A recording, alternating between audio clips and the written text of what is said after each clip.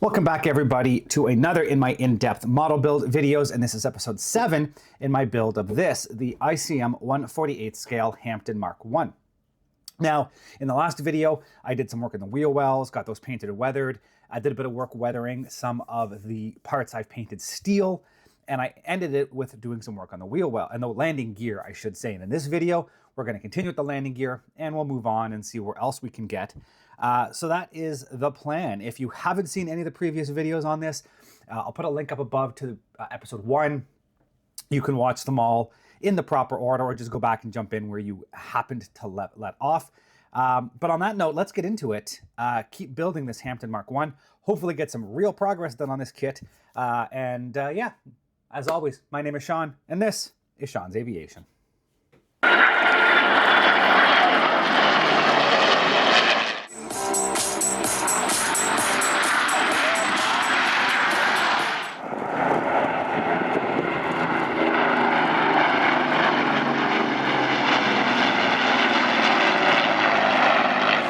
So here we are back at the desk working on this Hampden. I'm going to get rid of some of the little bits of plastic that ends up everywhere when I work on kits. Actually, my whole desk is covered in it. I'm going to vacuum first.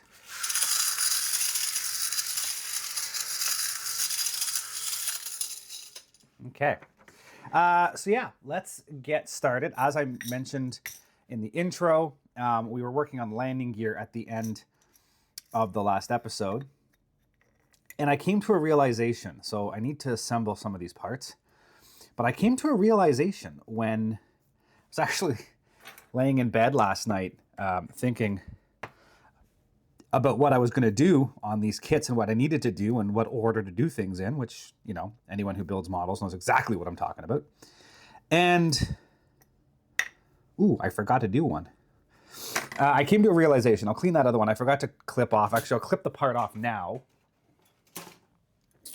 And I'll put it aside so I don't forget about it. I did forget to clean that up. I cleaned up the other landing gear off camera, like I mentioned I would, and I need to clean that. Actually, you know what? I'm gonna clean that up now because I don't need it, and I don't want it out and about where it can get lost if I don't actually need it. So I'm just gonna, oh, see, this is exactly what I was talking about the last time I was cleaning this exact same piece up, that it just felt like the piece wanted to snap in my hands instead of trim. That is unfortunate. I'm going to have to find where that other half went and then glue that back together and hope that the joint is strong enough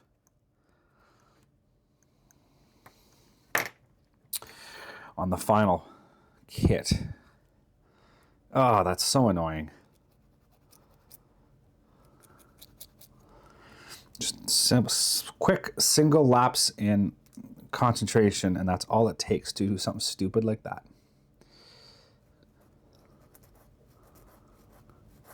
Okay, well, it is what it is.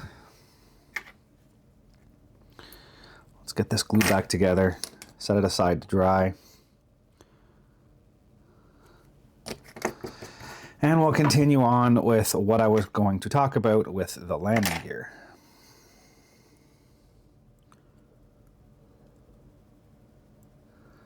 Luckily, it was a clean break, and it should dry nicely. Okay, as I was saying, I came to the realization that you might have remembered it if you watched the last episode. I was commenting on how you needed these different little legs to complete. They're like little braces. So this gets glued in, and then these little pieces glue into here and complete the design. And I commented how, you know, one side was 47 and 49, and the other side was 48 and 50, and you had extra pieces. And I realized I can attempt to glue those together before I paint it black. And I know they were molded as a separate piece because of limitations with the slide molding, and to get that piece out would be a lot more of a complicated mold. But I can actually glue those in place now before I actually paint. And if I screw anything up, I have extra ones of these that I have spares to do the other side. So I don't have to wait. I can assemble it now. That saves the trouble of cleaning up the seams on these little guys. And it means that at the end of the day, the gear will be a lot easier to install, which was always my fear of trying to get in there and get them all together. And the landing gears are exactly duplicate of each other. 44s are the same. It's just the two little legs. And I can match those to the spar as I'm assembling it. So I can make sure, for example, I know based off the instructions and the shape, this is C11, which is this one, and I know I need 49 and 47. So that one goes with that. These ones go with that, and then I can split them, and there we go. I have everything I need to complete it. So I'm actually going to do that. I'm going to complete the kit. I just have to make sure I figure this part out properly.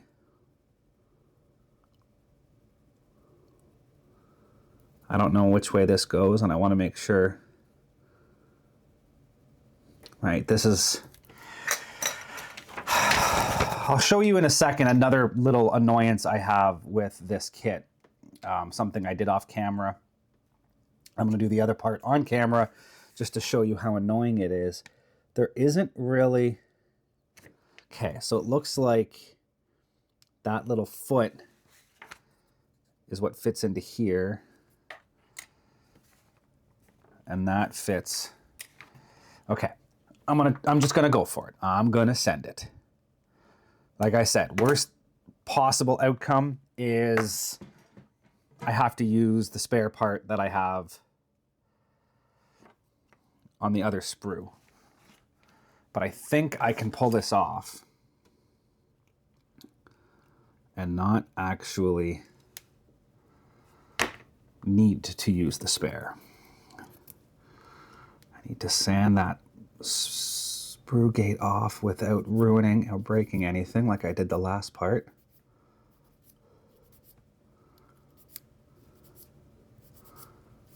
Okay. And I need... Yeah, that's the right one. And that was 49, which is the closest to me. So what I'm going to do... Tweezers. I'm still going to have to plan a little bit. This piece will fit in like that.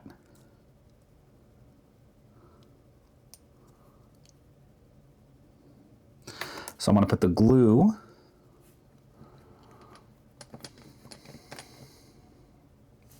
on this little end, and then I'm going to glue that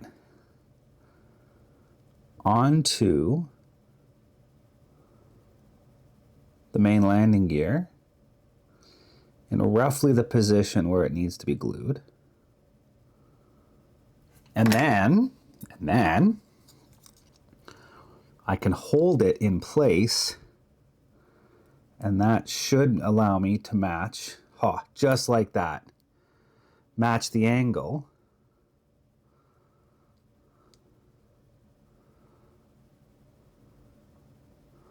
I'll hold it like that for a second, let that glue bite off.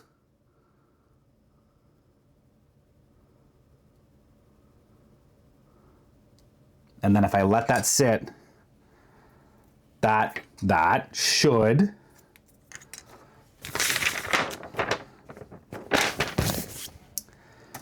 hold its position. So I'm going to do the same thing on this side.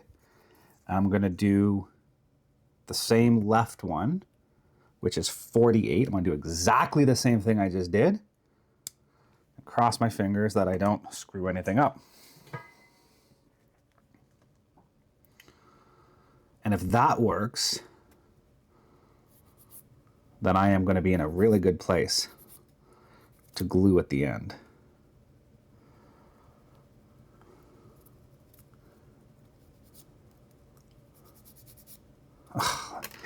This just wants to spin and not actually sand.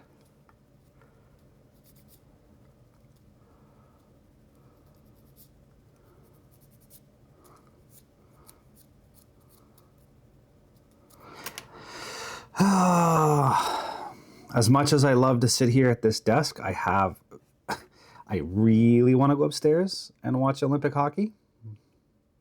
But whether I watch it or not doesn't change anything. It's not the gold medal game. But I really want to be up there watching hockey. Anyways. This is super annoying. Okay, I think I got it. So I'm going to do the same thing I did before.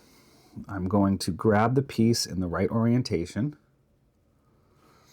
Put a little bit of glue on the end. Hold it against the spot where it will be in roughly the position I want it. Let that bite a little bit so that it doesn't fall off. Like that. And same thing. I'm just going to put it in place.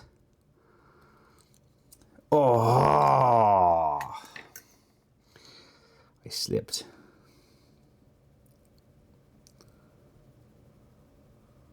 Okay. And then I just need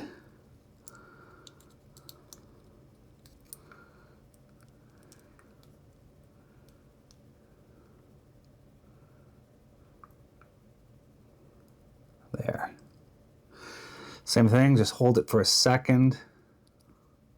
My fingers are in the wrong orientation on that. Okay, get it in there, let it sit for a second. Let that glue start to do its thing.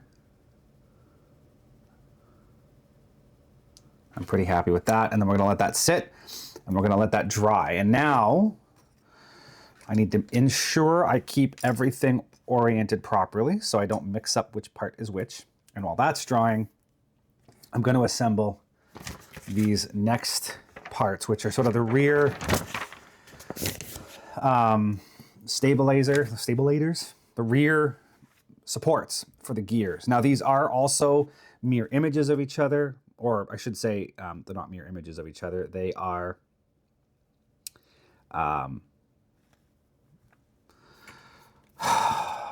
not mirror images, symmetrical. They are exactly the same. And you can use the instructions and see there are one side has a bunch of rivet heads and one side doesn't, and the rivet heads face inwards.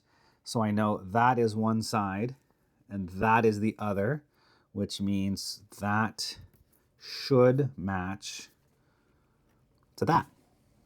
Although I've got those backwards because they go this way. So that and that. And that are the same, which means it's really easy for me to just start gluing these together. Put a bit of glue inside. There's a little hole in here. And then this piece here has a little tab that slides into that little slotted hole. And it does control the orientation because it can't go, it fits in there pretty tightly. So it orients, it's self-orientating basically. You can't install it wrong. I'm just going to install it on one side for now.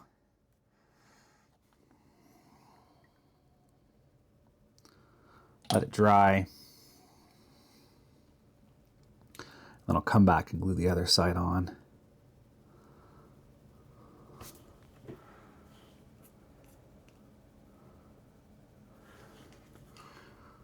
Oh, I got that backwards. Ooh, see? That's how easy it is to make a mistake when something happens. My watch just went off and I looked at it and I put that in the wrong way. Obviously, I'll come back after the fact and I'll soak all that down with some liquid glue. Same with the other landing gear parts. Make sure that it has a nice solid joint. But for now, this will be enough.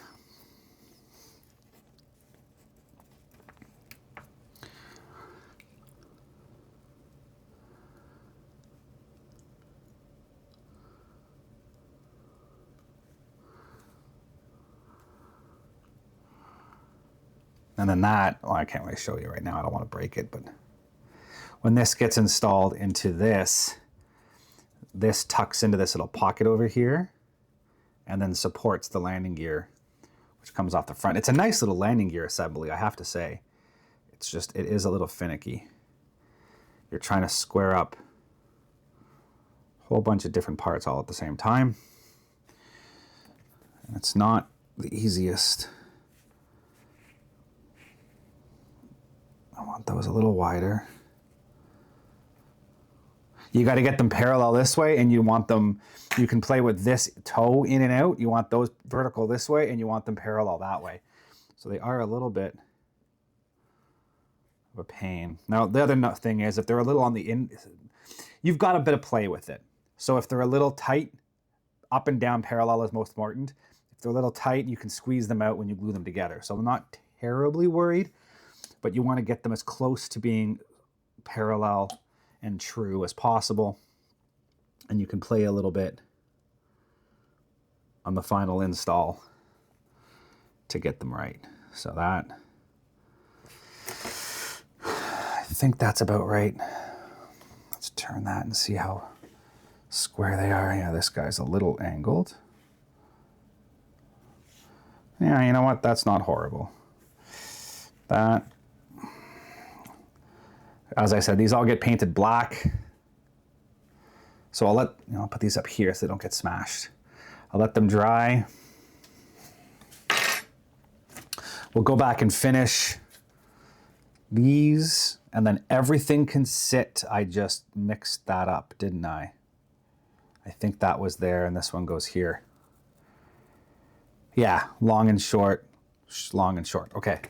That's how easy it can be. I shouldn't have touched both. I should have only touched one at a time and made sure that I kept track of what was what, because that's how easy it is to cross your parts and end up in a really bad place.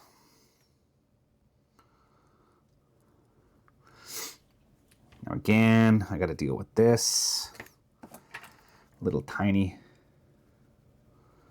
piece, tiny bit of sanding.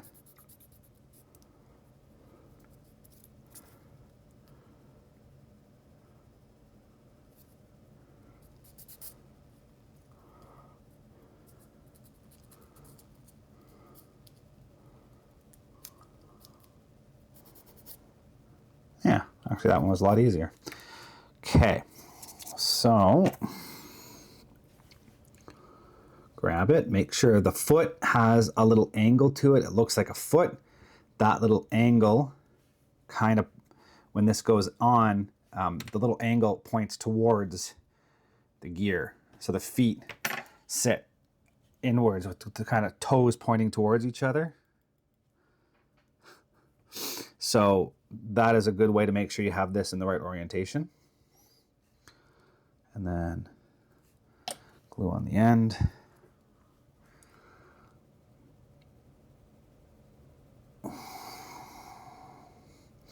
I really don't want this thing to go flying on me, so there we go. And then same thing.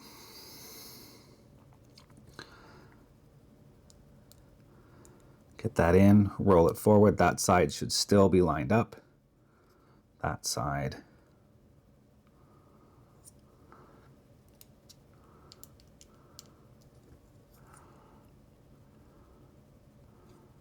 Oh, no. Yeah, that's right.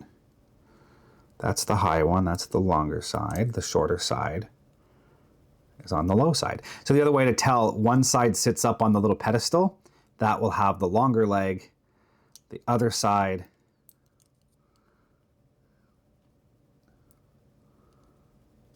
has the shorter leg. That side is still extremely loose. Didn't harden at all. Okay, so that's the angle. So I'm just going to leave that. I really should have let that sit a little longer, but I wanted to get it on camera.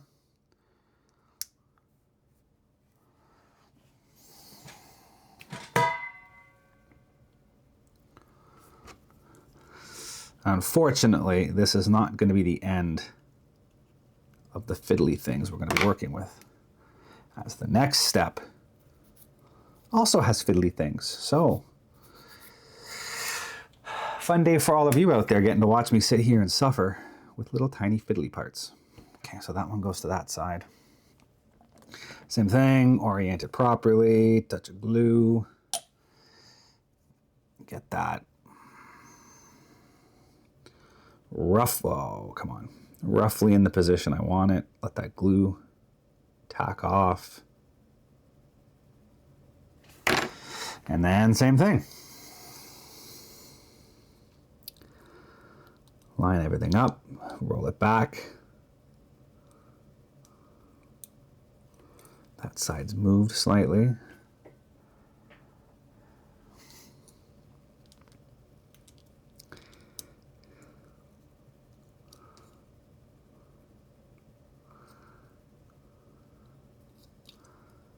Game of angles at this point. Oh, that's why it popped out.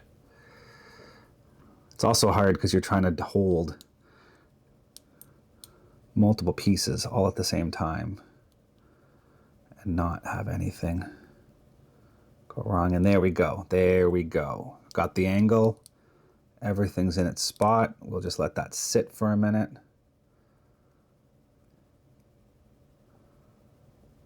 Okay. Now, oh, really? Come on. Dropped it and I knocked the leg. Okay.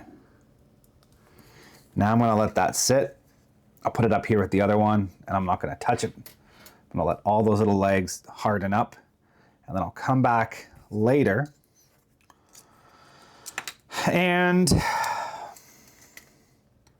soak that with liquid glue. So the rest of the fiddly bits I was talking about. So I was looking at the engines, specifically here. We'll go to step 73 because they're mirror image, they're symmetrical, so it doesn't really matter. So you'll see in step 72 when you assemble the engine, this is the part I haven't put on yet, the kind of reduction housing, nose, however you want to call it, the front of the engine. And then all of these supports that actually hold the exhaust ring in place. And I've done 3 of them already because I was trying to figure out how all of this would work. And I came to the realization that A, this engine looks amazing. I can't wait to get that all done. Just for reference, this centerpiece will be flat black, and then all of these I'm going to paint aluminum and then weather with the Tamiya panel wash, and it should really pop and give a difference in color. Now these live in here. Now it's a little hard to figure out on this little snub nose, the little housing. There are slightly larger indents. There you can kind of see where there's like rivet heads or bolt heads, I should say, where everything gets bolted together. And every so often there's a slightly deeper indent. There's one there, and one there. So that's 3. And that shows you where the center one. So these parts, which you'll see in a minute, compose of one lower piece that's like a wishbone and then a single upper piece that glues on. And what I was trying to do was see if I could get the orientation proper. But unfortunately, the only way they're going to stay in place is with cement or glue. You can't make them fit. They don't stay there on their own. So I just glued them together with the pieces, setting the orientation, making sure this little tab at the top and that little tab at the bottom are perfectly square. And there is a slot, there's a little tab and a hole, so everything lines up. And I just used them to self-orient and hope that it was going to work. And it seems to work. It's really hard to test because you can't just get these to sit. They want to just fall off. And then to do that, you can't get the outer exhaust ring in. I did put the exhaust ring in and try to put these in, and they wouldn't fit, which makes me think that when they do fit in place, it should work. The other side of that part is there's no other way, because this is a triangle, and when I hold it in place, everything does touch. There is absolutely no other way that could, oh my God. These are also really annoying because they are so tiny. As I was saying, because they're a triangle, any other way. The three legs fit where they're supposed to fit. If I change anything on that orientation, the sides of the triangles have to get longer. So basically this is the only orientation where these two parts will fit. If I try to do this, right, these have to get longer. So the way that it currently is seems to work. So you are able, long story short, you can assemble these, and as long as you get this little block perfectly square and true, and you orient them properly, they all should fit together after the fact. You just, after all this is assembled, you can glue those on and then slide the exhaust cowling over. But be aware, you cannot glue these on after you've glued on your exhaust ring. Once this is in place, which is like that, once that's glued in, you cannot get these in. There's no physical way to make them fit down. They have to be mounted in place first and then the exhaust ring put in. So just be aware of that. But it looks like it's all gonna work. So if you do want to, as I'm doing, paint the engine, then paint these, and then touch everything up after, you can paint everything and glue them all together afterwards. You don't have to assemble everything before paint. So that is possible. So these I'm gonna put in here, and what we'll do now, I'm just gonna put that in there as well. We can do the other side. I'll get the sprue, it is on sprue E. Oops, that's not sprue E. That is sprue E. And the centerpiece of the engine is over here, and I have noticed it's a little hard to get clip or nippers in here. Turn them around the other way. Right? Normally you want the flush cutters close to your part, but in here, if it gets in there tight, there's a good chance you're gonna gouge that part. So flip them upside down, trim it out, and basically you're effectively trimming it wide, and you'll have to come back and then tighten everything up with sanding sticks. So you're leaving a decent amount of sprue gate on there, and you can clean it up with a knife and sanding sticks after. But if you come in this way and you're jamming it in, there's a good chance you're gonna cut the corner and start nipping off parts you need, and you really, really don't wanna go down that road. That's gonna be a battle you don't wanna fight. I'm gonna need these guys. These are those little supports. Those are the single ones. And then the double ones, little wishbone ones, are living right here. Same thing here. Your sprue connection point is the outside of that part, and you want to trim a little wide and give yourself the ability to sand back. If you cut too close, you'll be able, potential of cutting your own part, and then you're going to have problems down the road. So cut wide, sand back. That's all I need for now. Now I'm going to clean everything up, as I mentioned. Be careful with this part again. It's a little flimsy. This plastic is flexible. It's softer. And there's a couple of times when I was cleaning up the other one already where I'm doing this, and I could feel the part flexing in my hand, and I was very afraid I was going to snap something. So you can see I'm supporting it right at the end, and I'm putting the pressure on this little block. I'm not putting any pressure on any of this. I'm holding the end, and I'm holding the part that I'm cutting. Oop, see that? Almost, I could feel that start to bend. That's exactly what we don't want to have happen. Oh, see, look at that. That end is already starting to break on me. And now that the plastic is weakened, I'm just gonna have to slowly whittle back down. I don't want to put a lot of pressure on that part, otherwise I could snap that end off. I've weakened it right there. That whole end just wants to snap off now. I'll sand that. I'm not going to do that with the knife. I'm just asking for trouble if I try to do that. This one is doing the exact same thing. I can feel it.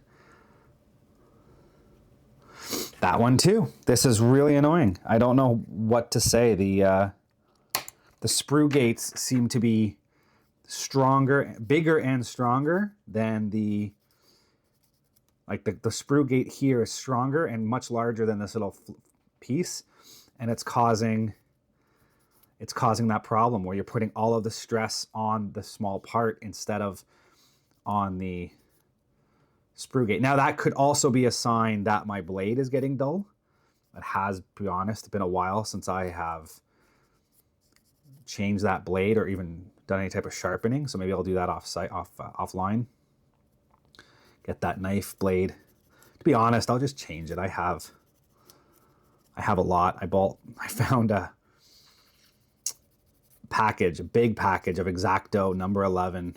They're blue for some reason. Blades on, I think it was Amazon, years ago for like 20 bucks. Well below what I should have paid for them. And so I bought it. And I've been milking that package for, I mean, I'm going to say it's been probably close to a decade. So, yeah, I'll change the blade.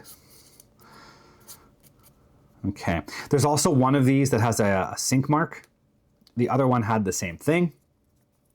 Don't know why. It was the one head that didn't have a sprue gate on it. There's the one that was always facing, I believe it's the bottom one. There was one that was facing the bottom that didn't have a sprue gate, and it has a sinkhole. Now, I'm not going to worry about it. It's something that, you know, obviously should be filled, but it's going to be on the outside of an engine, and it'll be pointed. I shouldn't say pointed. It'll be behind the cowling, so I'm not going to worry too much about it at all. It's just going to stay there. I know I've said before, fix things that you don't want to come back and bite you in the end, but I'm not going to worry about it. It's something, again, I mean, I shouldn't say that. I might end up clear filling it. Who knows? It'll just take 2 seconds to do it. You know what? I'm just going to fill it.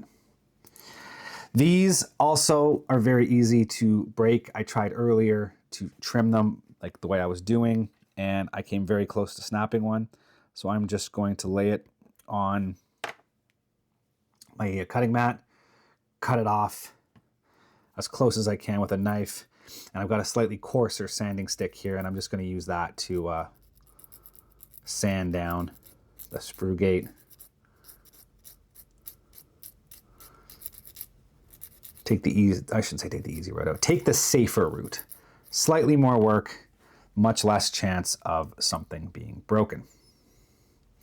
This one is already short enough that I should be able to just sand, especially with this coarser sanding stick.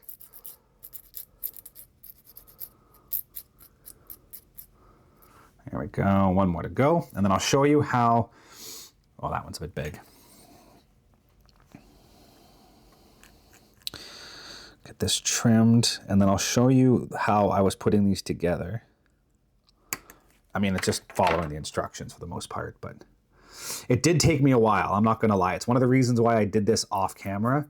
I think I sat here for about 20 minutes just kind of playing with angles and test fitting and trying different things just to see how it all fit together. And that's why I always say test fit, because it helps you understand, you know, the engineering behind the kit and why things are built the way they're built. So looking at these, the little wishbone piece, you'll see there's an angle where the legs kick out from the back, the side, the top of it, I guess you want to call it.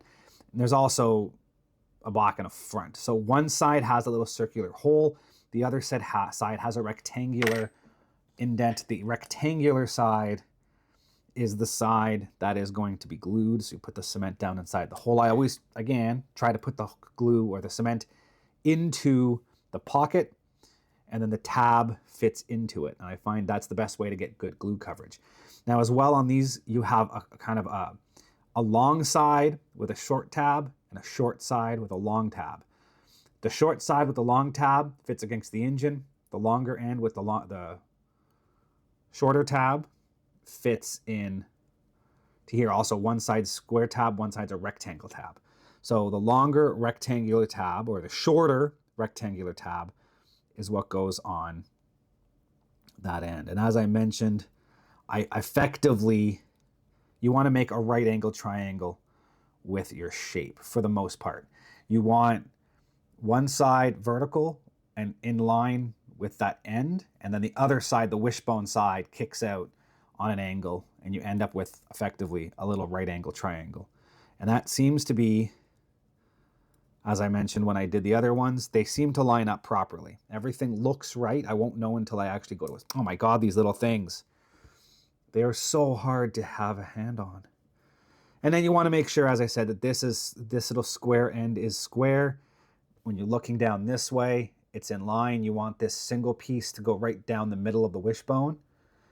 So once you're sure all that's lined up, you can just set them aside.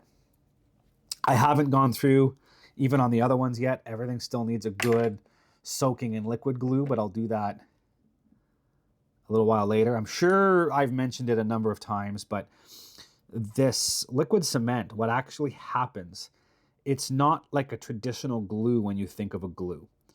What actually happens is it chemically softens the plastic, the styrene, and all of the little strands of plastic start to intermingle.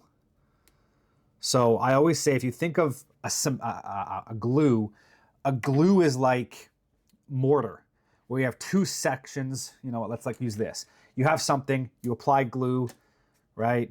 You put something else, and the glue sticks to the two sides, and it acts like a mortar bed in between two different products and holds it. This liquid cement or model glue is completely different. Instead of putting two pieces together with a layer of glue in between, what you're doing is you're softening the plastic, and it's actually intermingling itself, and then it hardens.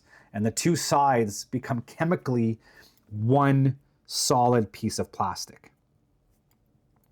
And the reason why I'm saying that is because when you're using Tamiya white or any of these thicker glues, it has more bite. It takes longer for the solvents to flash off, which means as long as there is solvent in place, the plastic won't harden properly.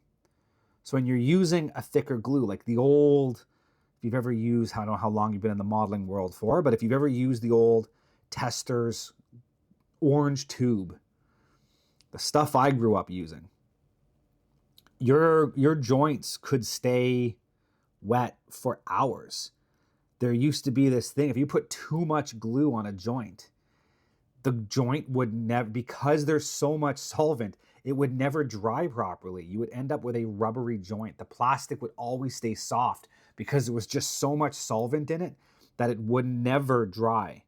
And you would end up with these gooey, rubbery seams that you could never dry properly. So when you're using a thicker glue like I have, it takes a lot longer, a thicker cement, it takes a lot longer to flash off. So your best bet is what I'm doing. Glue it, let it sit, let those solvents flash off. It could take an hour or two, then come back, hit that seam with the liquid glue, and that will flood in the seam and will bond anything that didn't have a good bond. If you hit it too soon, if the Tamiya white, the thicker white glue hasn't completely flashed off and is still malleable, if you add Tamiya liquid, which is hotter, it actually could re-soften the joint, and a part that was holding itself up, it softens it and then slumps over and falls over. So you want that to completely harden. You want all of this to flash off, be a solid joint. Then when you flood this, you know, the glue will just interfill all those cracks and voids and will really harden up the joint without causing any type of slumping of your plastic. So it's a good idea to give all your pieces a good long chance to harden up if you are going to flood it. Now, sometimes you've seen me, like when I did the exhausts, I ended up flooding it with liquid glue a lot sooner, but that's also because I wanted to smush the plastic and deform the joint to fill seams. So each has its own use case. So just be careful with what you're doing and be aware of what you're doing. And if you don't know how something's going to react, don't do it on the kit. Go get a bunch of extra plastic. I have a whole box here. I don't even want to move it because it's overflowing with parts, of extra parts from other kits that I can just pull out and glue, missiles and stuff like that. Like if I can just pull this sprue out here, here you go. I think this is from, I don't even know what this is from. It's looks like a 1/48 scale AIM 9, but there's two fuselage bodies. I can, bomb bodies, I should say. I can cut these off, glue the bombs together, and play with the seam. See how it reacts as I'm working. And that's how you're going to learn what each part is going to do, and you know what to expect when you're working so you don't get yourself surprised. Right now, I'm going to go offline. I'm going to do some weathering on these engines, and then we'll come back in a bit, and we should get those landing gear parts ready for paint. Okay, we are once again back. I've gone ahead, I flooded every single piece on the landing gear that I glued together, and these engine, the exhaust supports. Everything's had a good flooding of the Tamiya Extra Thin. Those are sitting to harden. I put a bit of black wash on the back sides of the engines. I'm not going to go too much on that because they are completely invisible on the finished kit. Just enough to even out the coat of weathering. The really good news. My masks have arrived. Surprisingly quick, actually. I have to look at the dates again. I think it's about a week and a half. Call it about 10 days, give or take, from England to my door here in Canada. So, yes, I will take it. What that means, I can start masking. I did glue these two side pieces in earlier. I had held off doing any more of the windows because I was afraid of getting smudge on them, gluing them on and then getting a finger on them or doing something else and actually ruining the clear piece. So I just realized I've never sanded this piece down. But I have my masks. So now I can go ahead, start installing the windows and start masking them off and preparing to get this painted, which is exciting.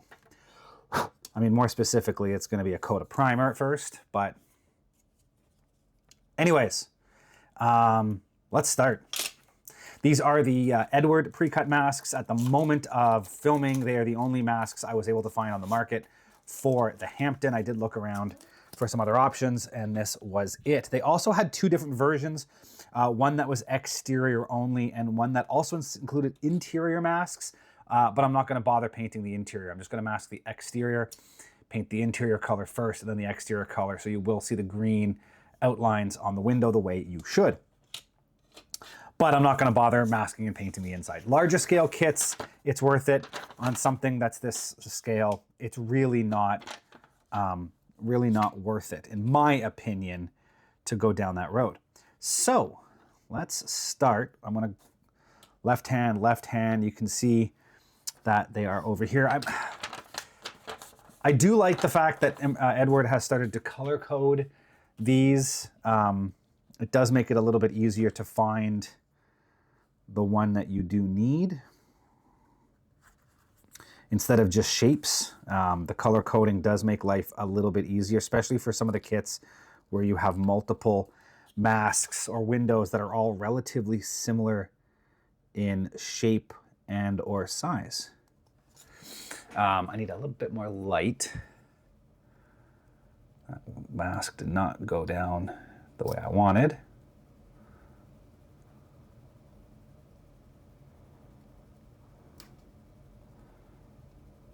There we go. I will get my little burnishing tool as well. I like this for getting down along the edges, just making sure that everything is pushed, well, burnished down, as the name implies. It's nothing worse than finding out after the fact that you get bleed under happening. So yeah, I'm not going to do this entire thing on camera because if you've seen me mask one window, you've seen me mask them all.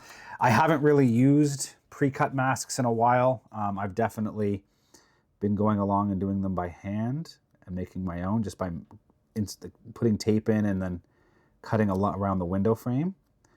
But when you do get them, they make life so much easier, as I'm sure you can see. Just installing this and burnishing it down saves a lot more effort than trying to trim tape and mixing it up and finding out afterwards. You know, nothing worse than pulling masks and all of a sudden you realize you miscut somewhere and your windows aren't square or something. So anyways, yeah, so I'm gonna get this done. Like I said, I'll probably jump offline, do this off camera, at least these nose sections, and then we'll come back and we'll see where we end up doing next. Probably those rear windows will need to be, ooh, that is not nice. Excuse me.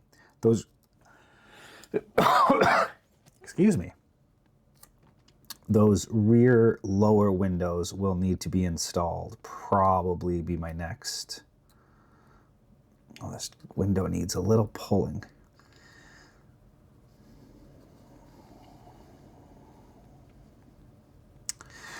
Yeah. The good thing with this tape too is it is slightly stretchy. So in a case like that where it didn't want to lay, you can pull it, and it does allow itself to be stretched slightly and reach the corners where you need it. So yeah, I'm gonna jump offline. I'm gonna get this finished, these two windows, and we'll come back and start looking at the next steps for getting the lower windows installed and all that fun stuff. So yeah, I'll be back in a minute. Okay, and just like that, I have those masked off. Now I need to, first of all, get rid of all of those plastic bags out of the box because they are pretty much useless for my needs now. And we're gonna need to get out the rest of the clear pieces, because now I'm gonna have to start going through. Of course, I had a 50-50 chance and I got it wrong. We're gonna have to start going through and installing all of these windows that I didn't put in earlier.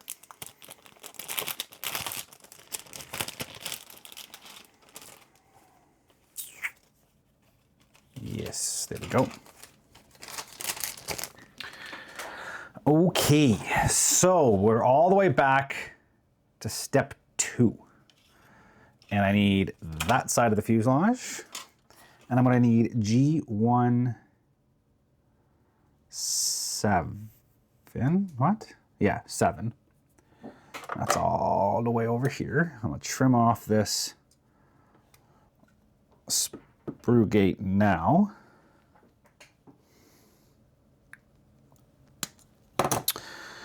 Clean up those seams.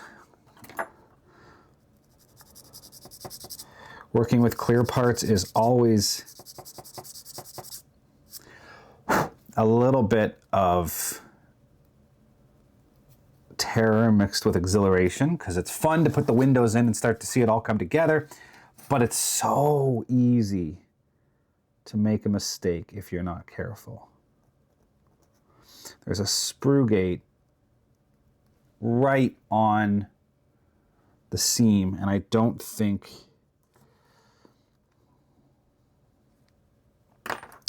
the molding has accounted for that.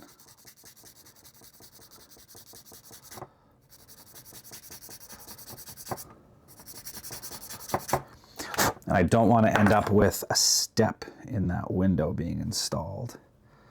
So that goes down.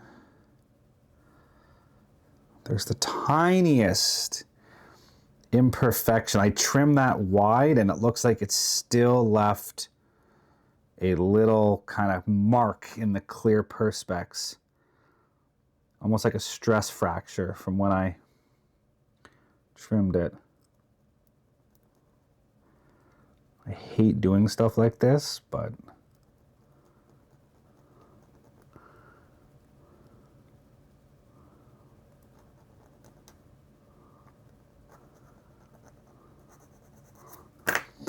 there we go. As I said, the sprue gate left a step in that lip that locks in. So I'm using a little square profile file to get that corner in there and just ride along the step and sand that smooth, because there's nothing else you can do. So that should now fit in there without any issues at all. And that is a nice fit. So, Tamiya extra thin. This is also one of those pucker moments where you don't want to screw anything up. What am I going to use? I don't know. I feel like that's not sitting quite in there right. Okay, there we go. So I'm just going to get the tiniest little bit of extra thin, and I want it to hit the outside edge. Make sure this is in shot so you can see it. So I'm going to touch the edge of this window, and it should capillary around. You can kind of see it running through the seam if you get it right. It changes the look when it does run properly and get in where you want it. But you want to be very careful that you don't put it where you don't want it, because you'll never be able to clean that up afterwards. So I'm going to leave that like that. I'm probably just going to use, you know what, I'm going to use the end of a paintbrush. I just need something soft that isn't going to scratch the plastic that I can. You also don't want to put your finger on the glass or the clear part while you're pushing it like that, because if any glue oozes out, you will end up with a fingerprint on your clear part. So that liquid glue should have capillaried all the way around the corner. Now I'm just making sure that I'm pushing it down and getting it to, that was a good one. That's what I needed. That glue ran all the way around the corner exactly where I wanted it. I'll push that back in again. Make sure it's got nice seating. I'm going to leave that for a second, and I'm going to glue the other window in. Because if I do anything with that, I'm pretty sure I'm going to end up knocking that window out or putting a fingerprint on it. So I'm just going to go to the other window, glue it in, and I'm probably just going to let it sit, and I'll come back in a little bit and do the next window. Patience is key when you are doing stuff like this.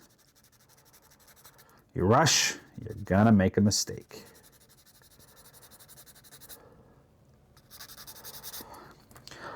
This window has the exact same problem, but to a lesser extent than the other side. The step on that little sprue piece is not as deep, but I am still gonna need to file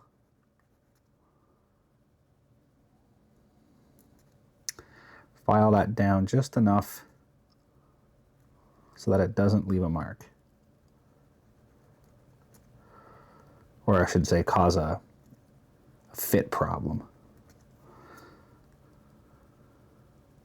That feels good. This side also did not leave the little stress fracture that the other one did, even though I trimmed it exactly the same way.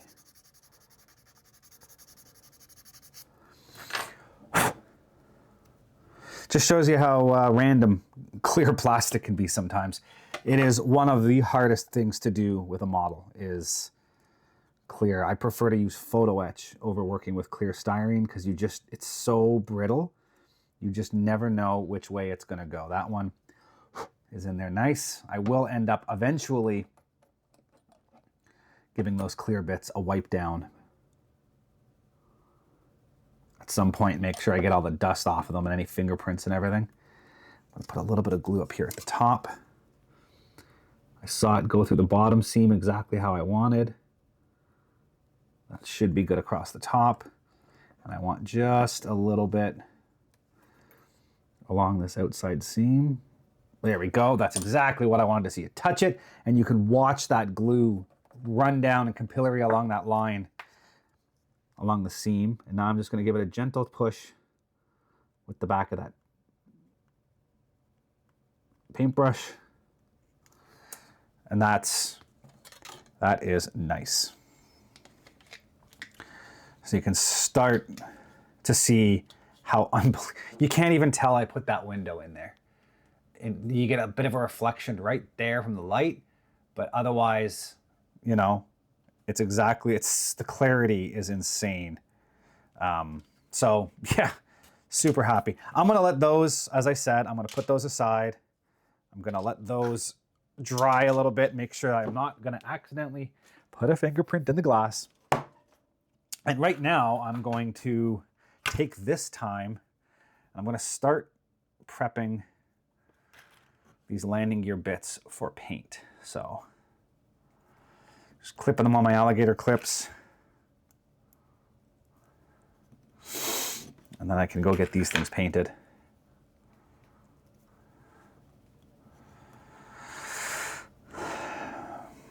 can I do? Yeah, I can do that. And then these are going to be easy because I only have to paint once, since the outer arms are going to get painted aluminum. There's no impact. And then all my little guys here. Whoa, okay.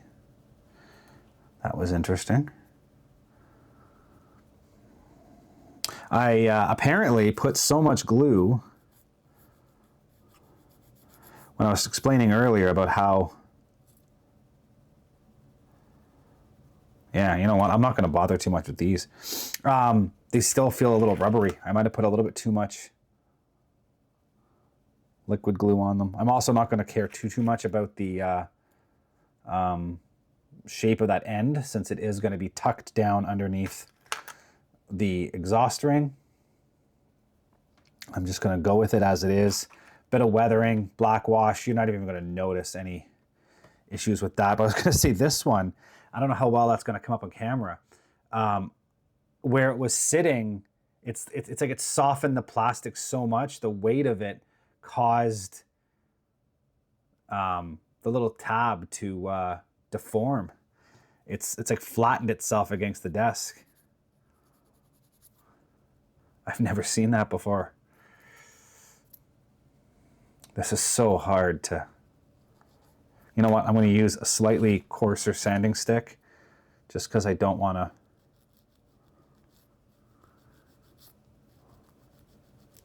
I don't want to break anything. I just want gentle.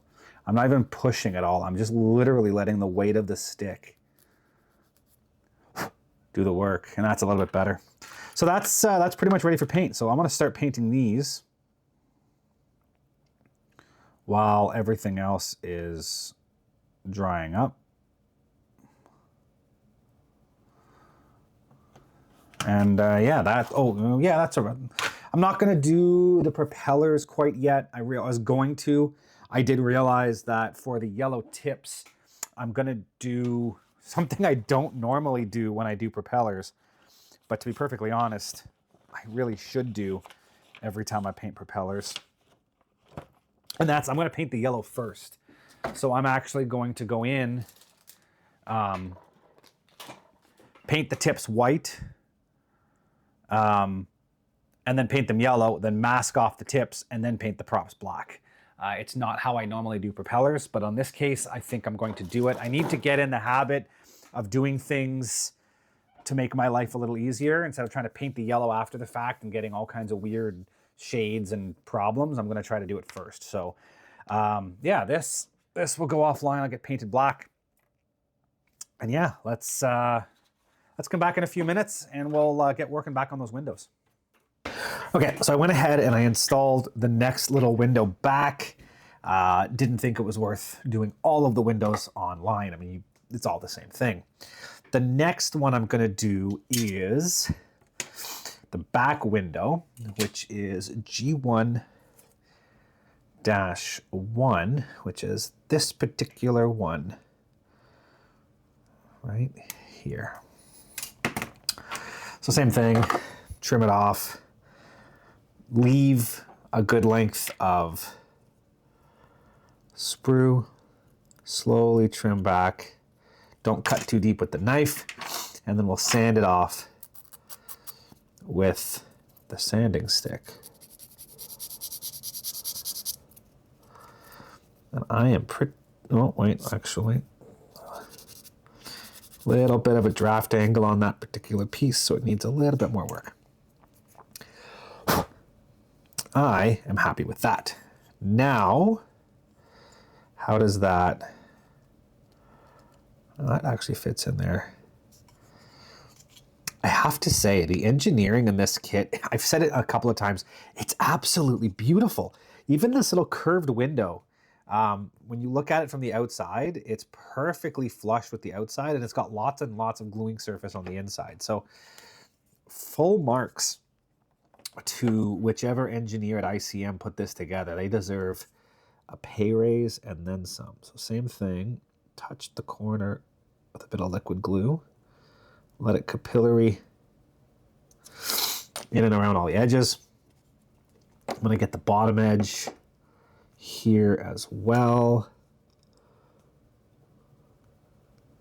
Yeah, that's good there. Get some up in here. Perfect. I'm afraid to touch that side. I can't quite see where the edge is, and I don't want to touch an exterior section of the window. So I'm just being very careful with where I put the glue. Same thing, I'll use my little, oh, see, there's what you got to be careful of. Okay, so this particular window, you're going to push here.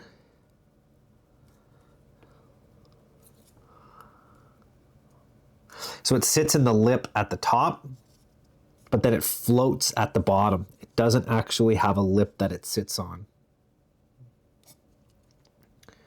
So it's just kind of gravity held in place there at the bottom. So you don't want to push too hard, because what I just did, you push the window out. I'm going to sneeze. Excuse me, I'm still at the tail end of that cold. A lot better than I was. Just enough. Just enough to be annoying. Ah, my God, excuse me. Okay, next window. Exact same thing, but the mirror image.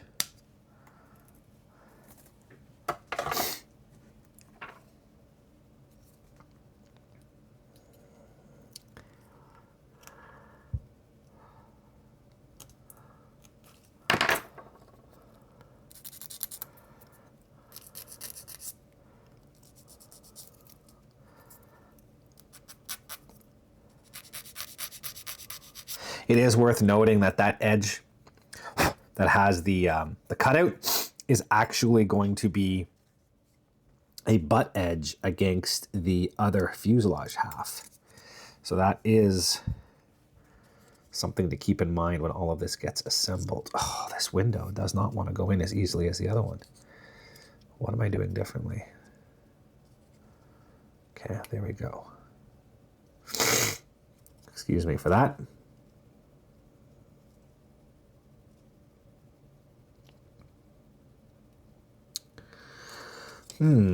This particular window doesn't want to fit in.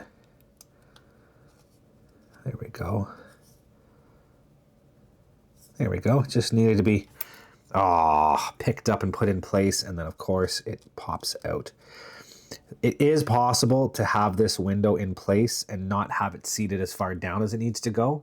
So just be careful putting this in. You want to make sure this inside corner is as tight as possible and that this outside edge is as flush as possible. Now, luckily, you will have a bit of ability to clean that seam up. Once it's all assembled, you can get in there and sand that down and make sure you're going to have a good connection across the two, across the two halves. So you have a bit of play with that. So don't be too worried about that at the very beginning. You do want as tight as possible, because this inside corner is a little harder to fill. If you do need to do that, it'll be a little bit of white glue, probably more than anything. Okay, that's about all I'm going to do with that. And again, a just gentle push on this inside edge to make sure it's seated in that track. And I want just a gentle push down to make sure it's in there tight. Ooh, see, I just moved it. I think that's about it. I'm just going to let that dry up. I can always come back and hit it with a bit more extra thin later.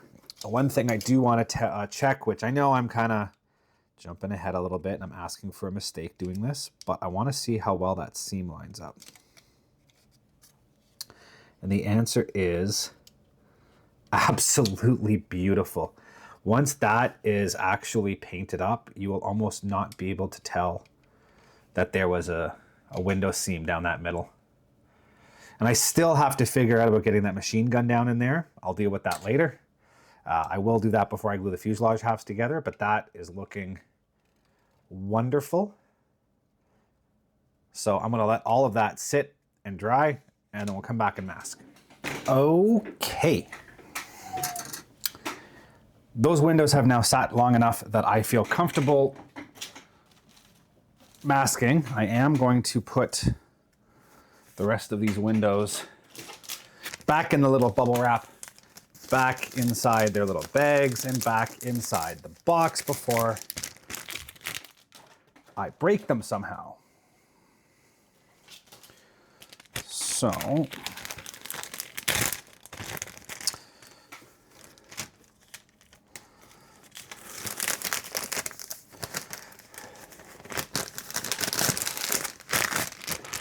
okay, now we mask. Gonna start with this side, I guess. Now, I gotta remember which windows I installed. They were G17, I believe G18. Oh my God, which side was this? Okay, so this is, I do need the instructions. So this is G17, and G17 is this window.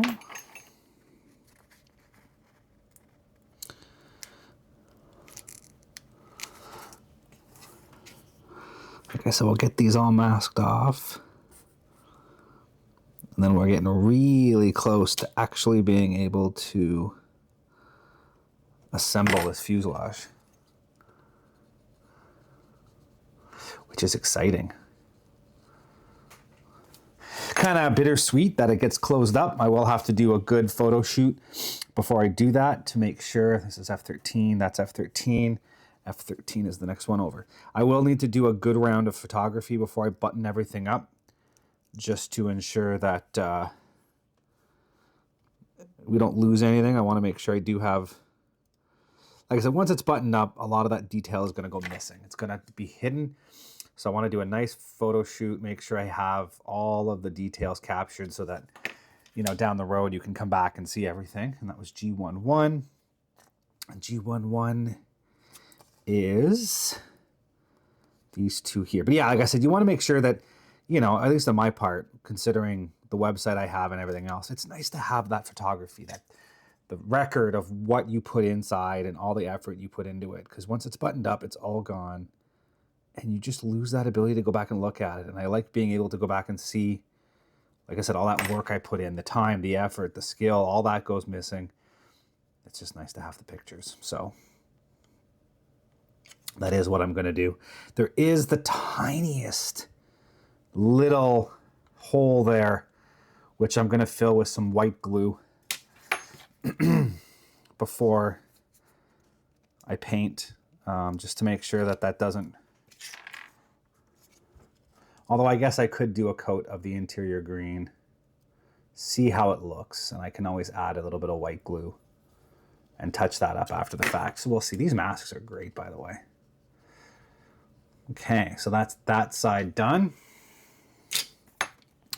Now we'll move on to the other side, and it's the exact opposite, which means I don't need to worry about the instructions as much because I will remember what I used from the other side.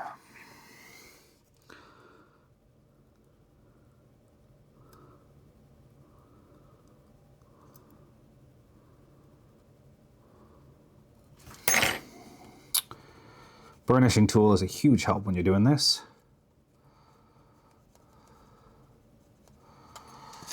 I have a feeling that those masks are just slightly too wide, but I can always touch them up after the fact. I can always go by with the paintbrush afterwards and just do a little bit of extra touch up around the windows if I need to, but I won't really know that until I pull the masks and see how it looks. I mean, I guess in reality, I probably should have covered all the area around the windows with the interior color beforehand, just on the off chance. But like I said, you live, you learn. I do like the fact that when you look in there, you do see the interior green. Oh, I'm excited. It's also, you have to like temper your emotions a little bit, because you start getting excited and then you want to just get to a certain point, then you kind of rush, and then you end up causing problems because you're rushing, and then you screw something up, or you jump a step, or you know, you do something too soon or too early or whatever, and then you end up ruining something. So it's always hard to temper those emotions and not get ahead of yourself.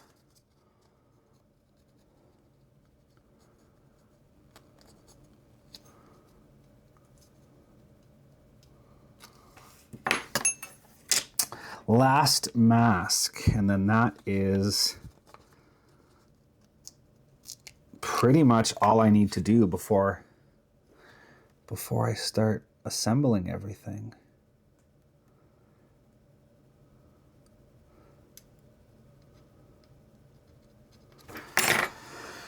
Okay, that's that.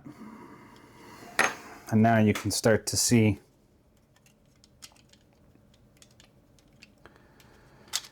I mean, really, now I got to go to the beginning again and start going through the instructions step by step by step and making sure every little thing that I'm supposed to do is actually done. Because that is now complete. Oh, God damn. That's an easy way to break something.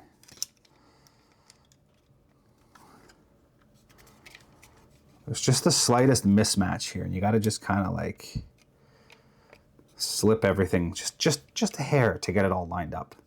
I've also got to be very careful when I glue that, because I do not want the glue to capillary down and just flood that window. So that's going to be a bit of a task. But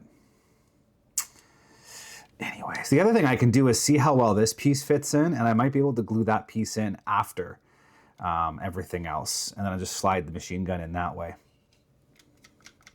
We'll see. That'll be easy to mask off, and like I said, just glue the piece in, that little bottom part after the fact. So we'll see how that goes. But anyways, let's take a quick look at the instructions and see what else I need to do. I think I got to start gluing on the, actually, you know what? I will do that now. I got to start gluing on these ammo drums, because I also need to be able to go back after the fact and touch those up. And I want them on and like very well dried before I have to go back and touch them up. So I need 4 for this side. Like I said, I painted them on the sprue, and now I'll sand all the sprue. 1, 2, 3, 4. I'll sand down those little sprue nubs and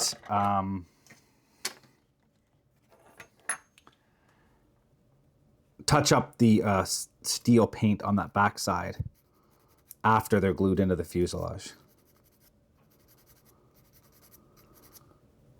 And that just allowed the painting and weathering to be slightly easier on these parts, so I didn't have to worry about.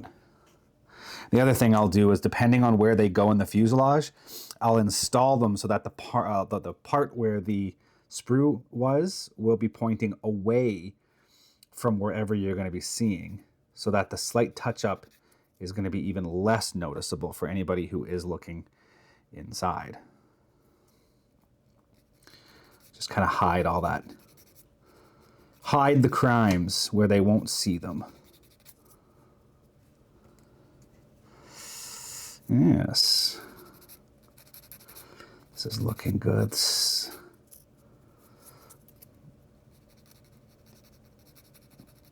Okay, that is, no, there's still, there we go. Perfect. Now, the 4 I'm going to do are the 2 that go on the rear section and the 2 that go up in the nose.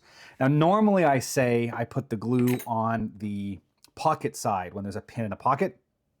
In this case, I'm going to put the glue on the pin side.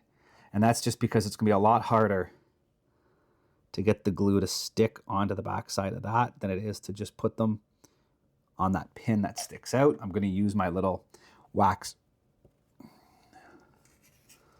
pencil, and I'm gonna, like I said, I'm going to put the part facing downwards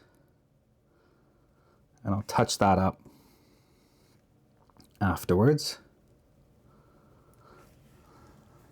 I like that metallic shine. That's a nice touch. Again, once it's actually inside the fuselage, you're not even going to see those anymore. So these two go one here and one here. And I'm going to point the sprue gates kind of down and forward, as I said, to try to hide as much of that from everyone. It will be touched up, but it will be slightly noticeable. So I just want it to be hidden. And you know what? Like I said, I'm really happy with that. It's just that little pop of metallic shine that's going to make everything look nice. I like it. And then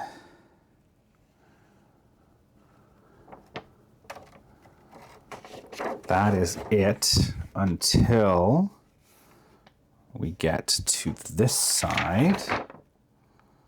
Okay, and I need another 1, 2, 3 in the rear fuselage area.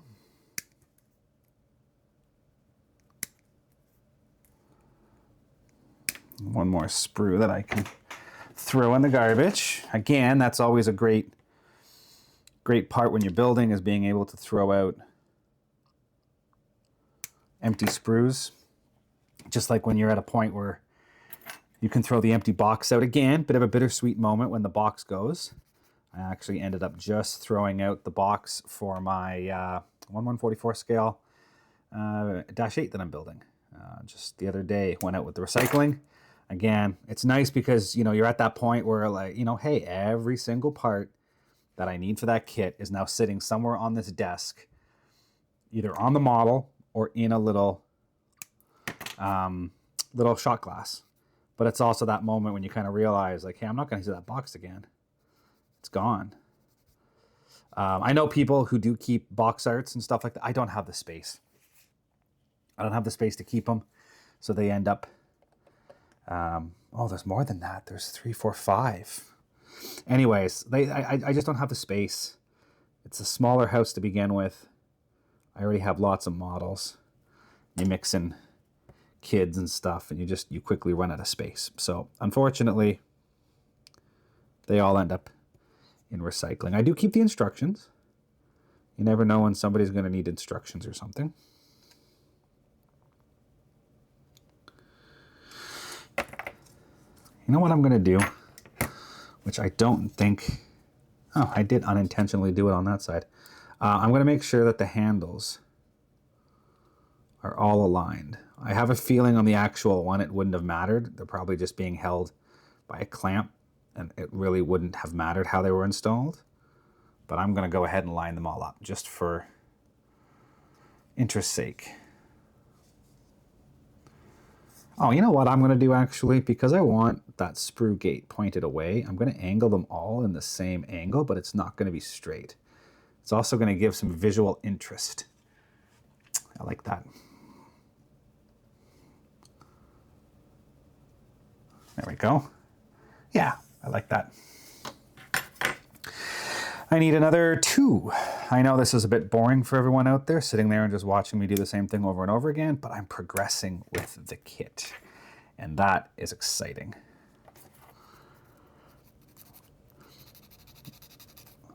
Ideally, I could have had all of these clipped and prepped, but I just kind of jumped on it. I wasn't planning on going this far, but here we are.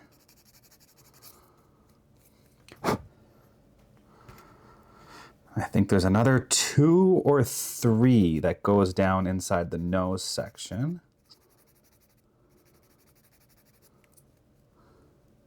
And for those of you who might have been following the Olympics, Canada won their hockey game, the Canadian men's, just beat Slovakia in overtime. Although I did miss it, but apparently there was some controversy over Slovakia's, was it Czechia? Might have been Czechia, over their third goal, because apparently they had too many men on the ice. I'm just seeing posts online after the fact. I missed that third goal, but Yeah, they had at least 6, possibly 7 people on the ice when that goal was scored, which is a bit ridiculous that it wasn't caught. And if we had lost on that goal, I could guarantee you there would be a riot somewhere in Canada, because that would be a ridiculous outcome. To lose a game on a goal that should have been a penalty.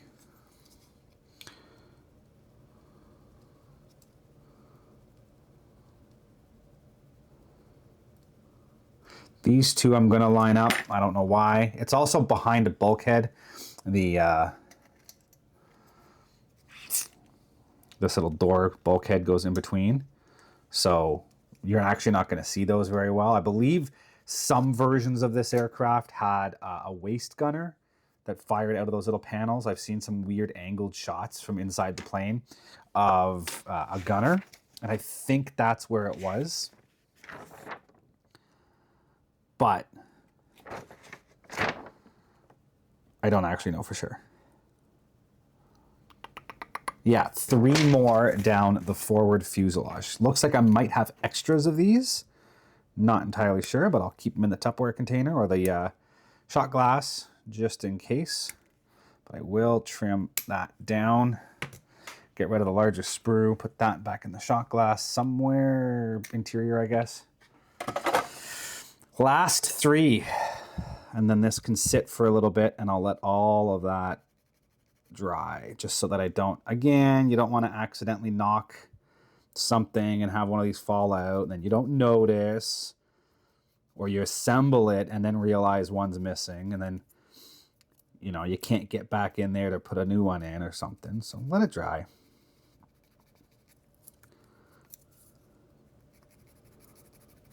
As much as I am working on this in a much faster manner than I do most of my other kits, I'm not building to a timeline. I'm building for my own amusement. So if it takes a bit longer, it takes a bit longer. Just means there'll be more videos for you guys to watch. How does that look?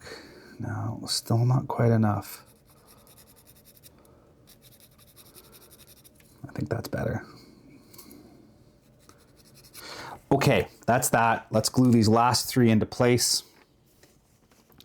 Where am I going? I can see them already. There's the 3 little pins. There's one here, one here, one down here. So same thing. I'm going to put them on a bit of an angle. I want the, actually, I guess it doesn't really matter. Straight down is fine. This one I'm going to angle a little bit. Just so, again, the touch-up is behind where you're not going to see from. And then these 2, I'll go... Actually, I'll do them all the same. I'll point them all kind of 45 degrees away from the sight line. There. So eventually I'll come back with a small brush. I'll touch up all of those little sprue points with steel. There.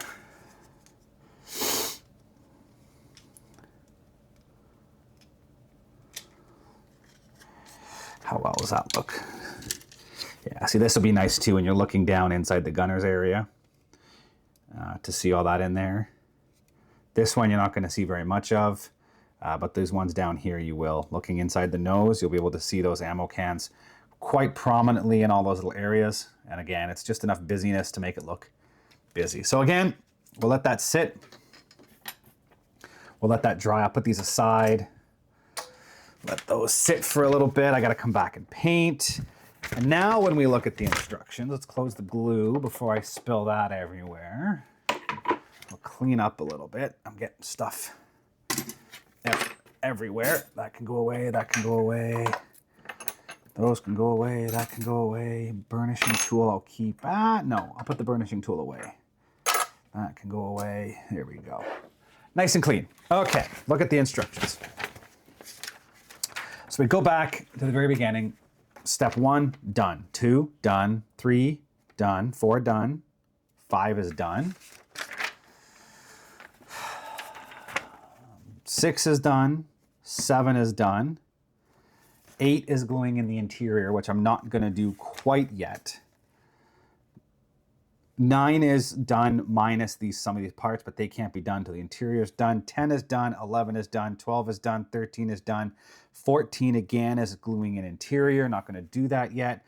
15 is done. 16 is done. 17 is more interior gluing, which I'm not going to do at this point. 18 is done.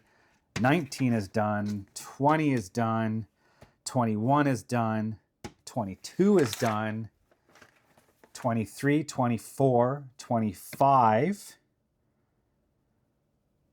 That gets us to 27 and 28. And then we're just a hop, skip, and a jump to assembling the fuselage. So a couple of more things. I'm probably going to glue these 2 panels in here. Step 27 and 28, I'll get those 2 panels glued in once those ammo cans dry. And then I think it's going to be time to take a couple of pictures, start getting some final looks on the interior, and then wrapping that up. So let's get back here in a second. I've still got those landing gear parts to paint, and we'll get an update. Okay, I've just been editing this video, and I realized we are way past where I normally done. I think we're almost an hour and a half. So unfortunately, I never put a proper cut into this video, so I'm going to do that right now. Haven't done anything else. These are the parts, the landing gear that I painted black. We're going to wrap the video up right here, right now. Thank you all for watching. If you haven't yet, please browse around the channel. See if there's any other videos out there that do interest you. I have quite a bit of varied content, and any help and anything else you do on this channel does help the overall channel. When we come back next episode, we'll go through these a little bit. You can see what everything looks like. I have to weather them still, a good dry brushing pass on at least the landing gear. The engine parts will go for later. I got to touch up the steel on those ammo drums, and then we will start gluing some more stuff into the fuselage. So please come back for the next episode. And on that note, we'll wrap it up. We'll see you all next time.